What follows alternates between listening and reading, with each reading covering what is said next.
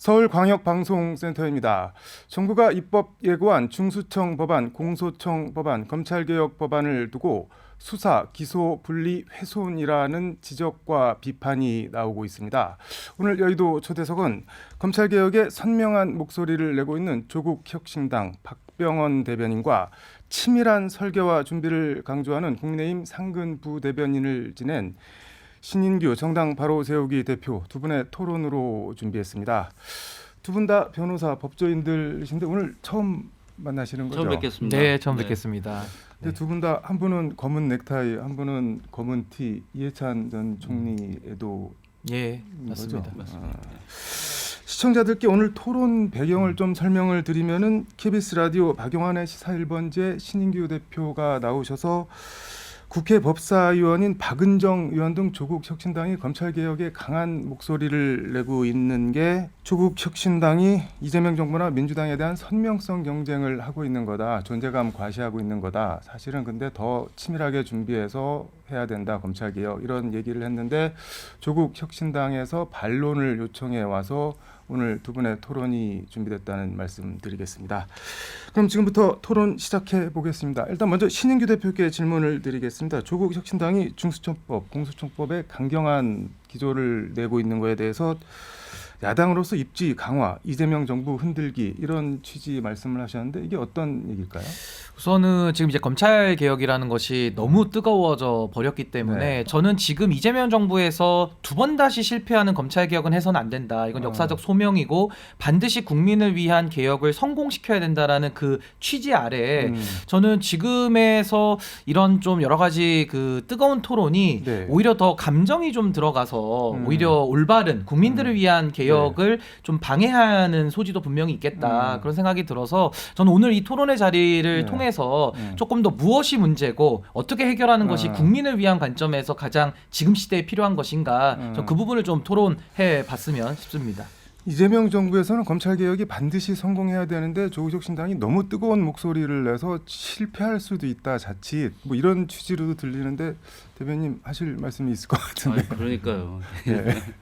일단 뭐 관심 가져주셔서 감사합니다만 이재명 정부가 출마한 것 자체가 윤석열, 김건희 공동정부의 어찌 보면 그런 만행과 여러 가지 전행 때문에 출발을 했고 그 와중에는 검찰권을 사유화했다라고 하는 것이 가장 핵심적으로 들어 있습니다. 이 전 정부 윤석열 정부의 출발 자체가 검찰권의 남용으로부터 출발한 정부였었고 그럼 이것을 어떻게 시정할까 하는 거는 이 정부를 출범시킨 국민들의 시대적인 소망이고 아까 신인규 전 대변인께서도 말씀하신 것처럼 이걸 어떻게 할 건지가 굉장히 중요한 과정인 거죠.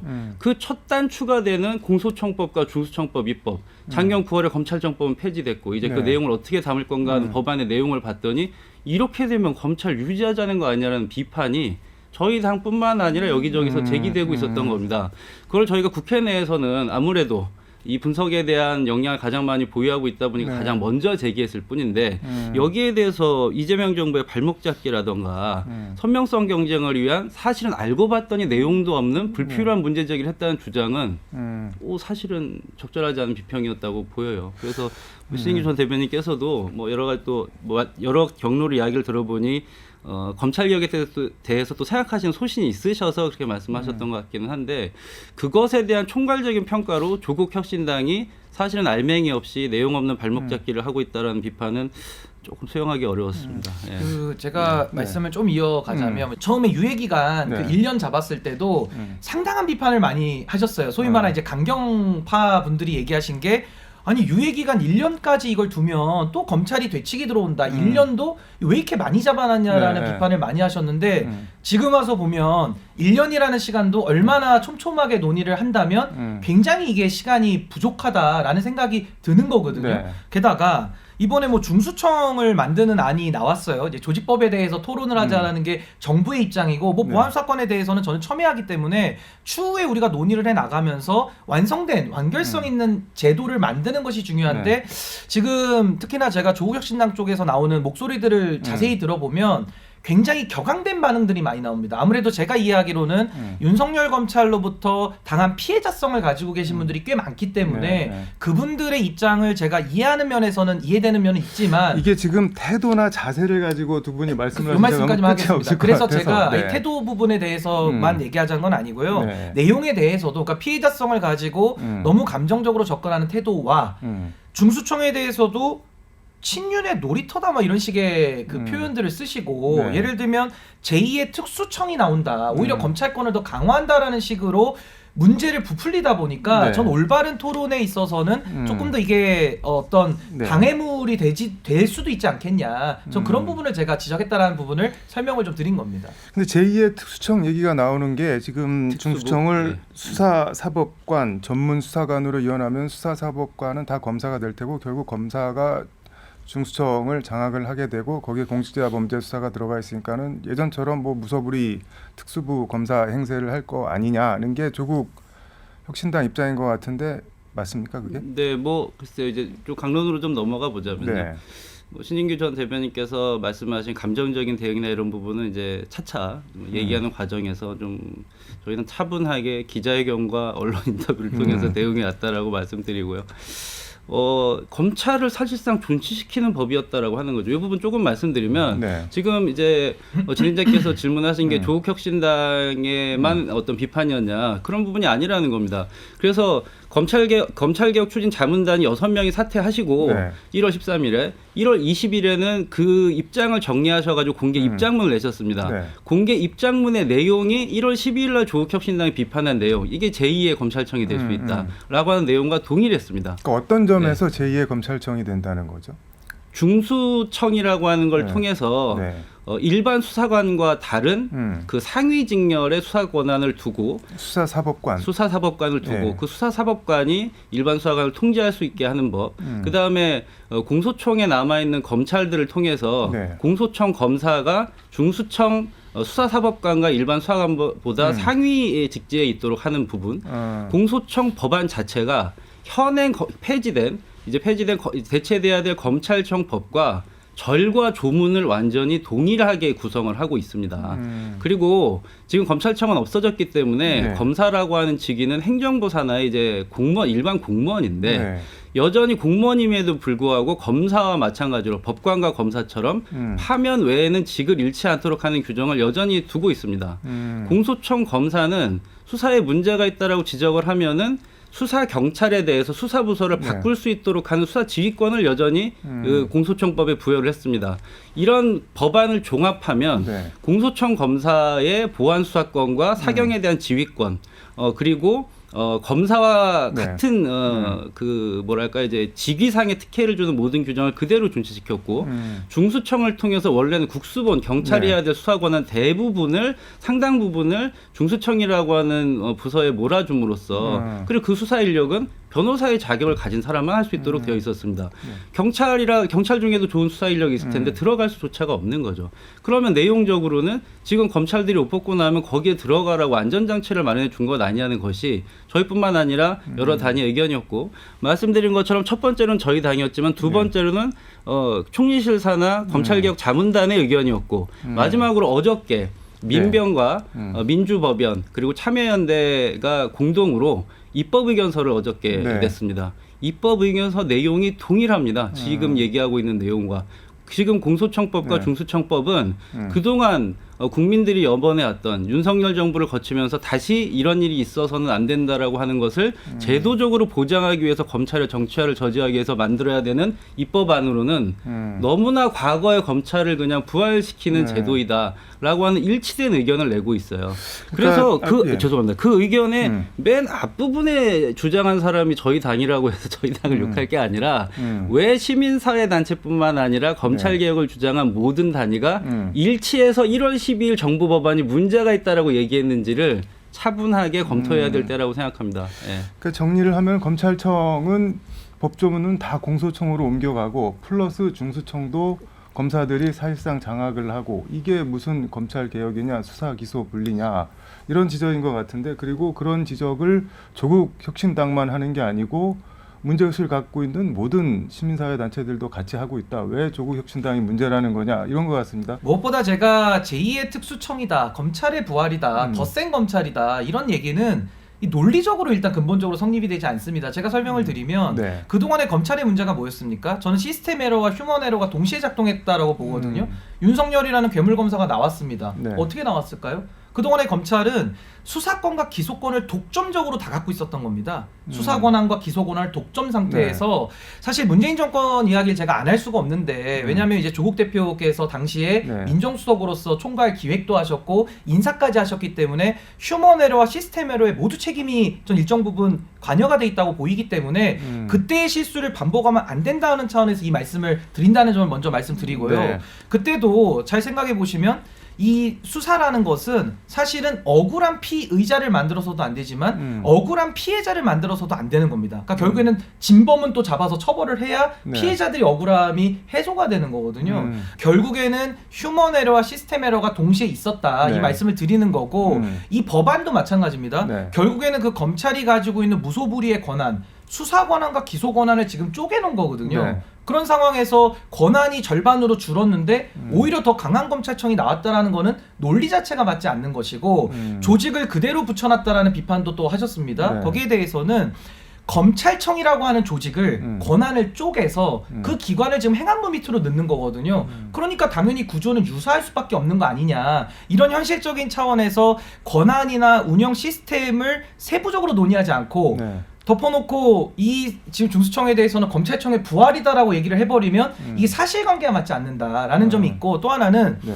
검찰청법에 따르면은 과거에 특수수사에서 문제를 많이 일으켰던 인지수사, 표적수사, 네. 수사 개시권이 문제가 되는 것인데 지금의 중수청은 네. 수사권만 온전히 갖는 것이고 공소청은 기소권만을 갖는 것이기 때문에 네. 과거와 같은 검찰 권한의 오남용은 없다. 제가 이 말씀을 드리는 거고요. 네. 아까 그 교체에 관한 것도 제가 조문을 그대로 읽어드리면 검찰이 마치 중수청, 그러니까 공소청이 네. 중수청의 상위 기관으로 아까 말씀을 하시는데 형사소 이 63조에 나왔어요. 공소청법에 여기 보면 직무집행과 관련해서 부당한 행위를 사법경찰관들이 할 때 지방공소청장은 해당 사건의 중지를 명하고 임용권자라고 하는 중수청 임용권자에게 그 사법경찰 관리의 교체 임용을 요구할 수 있다라고 돼 있습니다.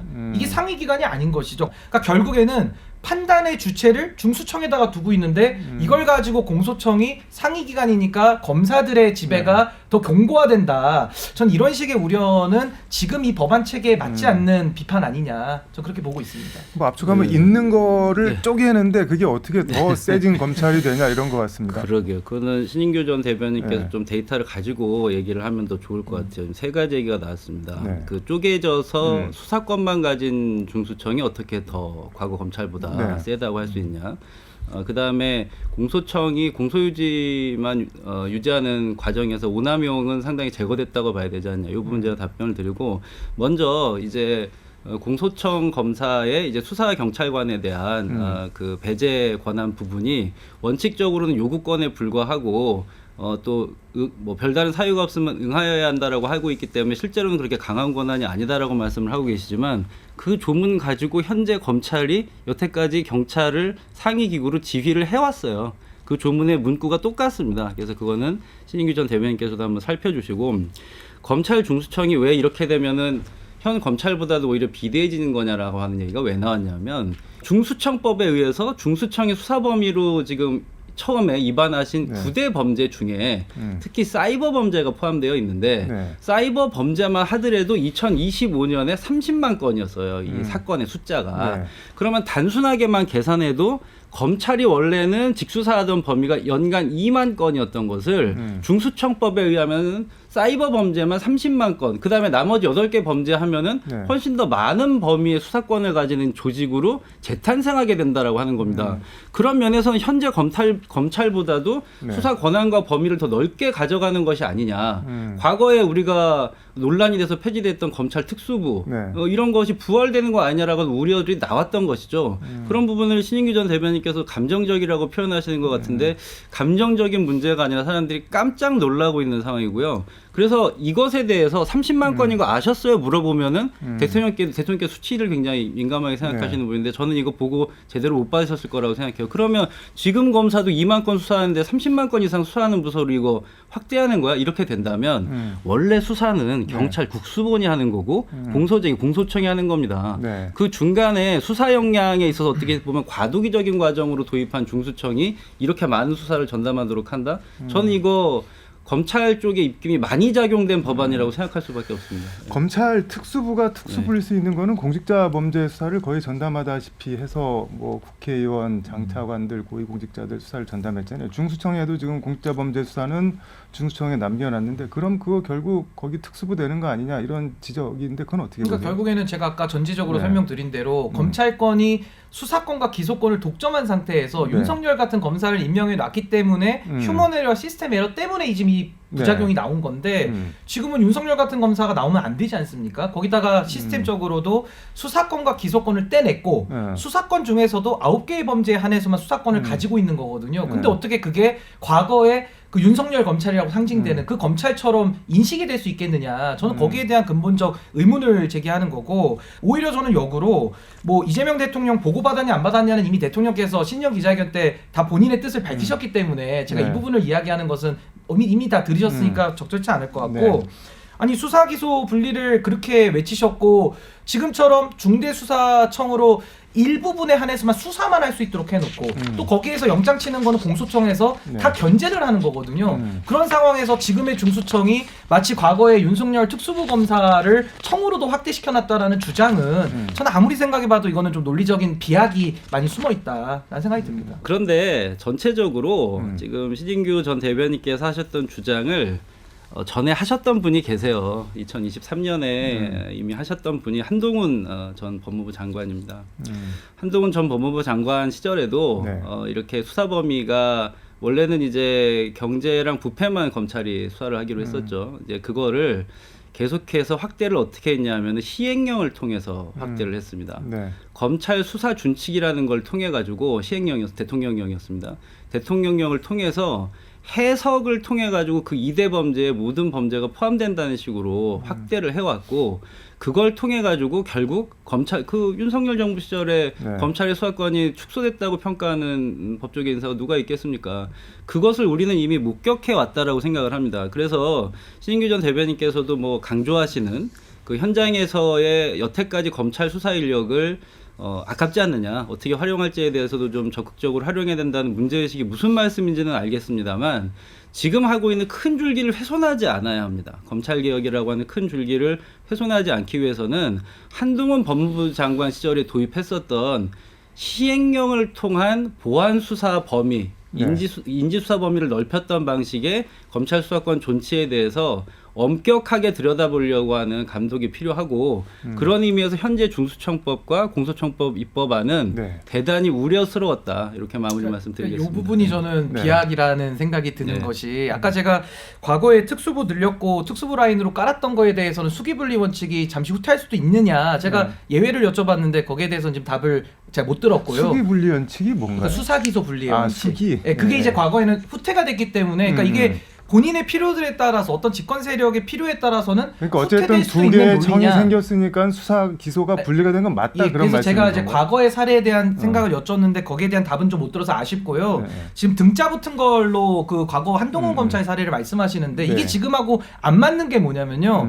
당시에는 잘 아시겠습니다만 검찰청 법에 부패 경제 등이라고 넣어놨습니다. 그래서 그 등의 범위를 대통령령으로 위임해 놓기 때문에 대통령령을 가지고 장난을 친 거거든요. 근데 지금 어떻습니까?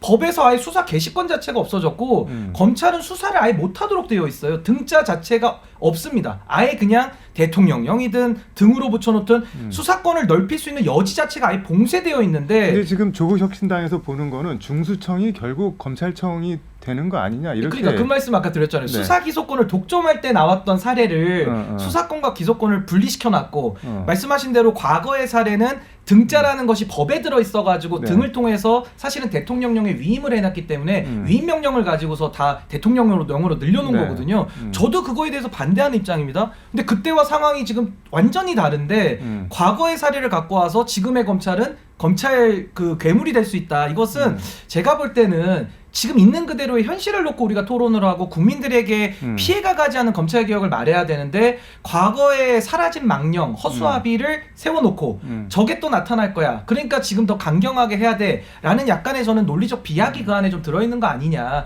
그 2023년도 예를 드신 것과 지금은 완전히 논리적 전제가 차원이 다르다. 제가 그 말씀을 드리겠습니다. 그러니까 중수청은 검찰청이 아니다. 검찰청이 부활이 될 될 수가 수가 없습니다. 없다. 검사는 공소청에만 있다. 검사가 무슨 수사냐. 그거에 대해서 진짜 마지막으로 정리 말씀해 주시죠. 말씀 잘하셨는데 네. 부패, 경제 등만 수사할 수 있다. 그러면 그 등의 의미는 부패와 경제라고 하는 범주에 들어있는 범죄만 시행령으로 세분화할 거를 전제해가지고 얘기한 것이었겠죠. 네. 그런데 거기에 연관된 범죄를 계속해서 파생시켰던 겁니다. 그렇게 해가지고 6대 범죄로 결국에 늘려갔던 것이고요. 그러면 그 법으로 막았을 때도 그런 우려가 일어났기 때문에 이번 공소청법과 중수청법에서 특히 공소청법에서 보안수사권을 존치시킬 것이냐, 보안수사를 요구하면 되지. 보안수사권을 왜 굳이 존재시켜야 되는 부분이 이제 말씀하신 그런 부분 때문에 얘기되는 것 같아요. 신인규 전 대변인께서 제도에서 이미 해놨기 때문에 불가능하다고 얘기하시지만 현행 헌법과 개헌법에 따르면 윤석열의 내란은 불가능했어야 합니다. 그런데 그런 휴먼 에러가 일어나지 않습니까? 그래서 저희가 지금 제도를 재설계하는 마당에 그럴 여지가 가능하면 적은 방향으로 법의 줄기를 잡아야 되는 거는 맞죠.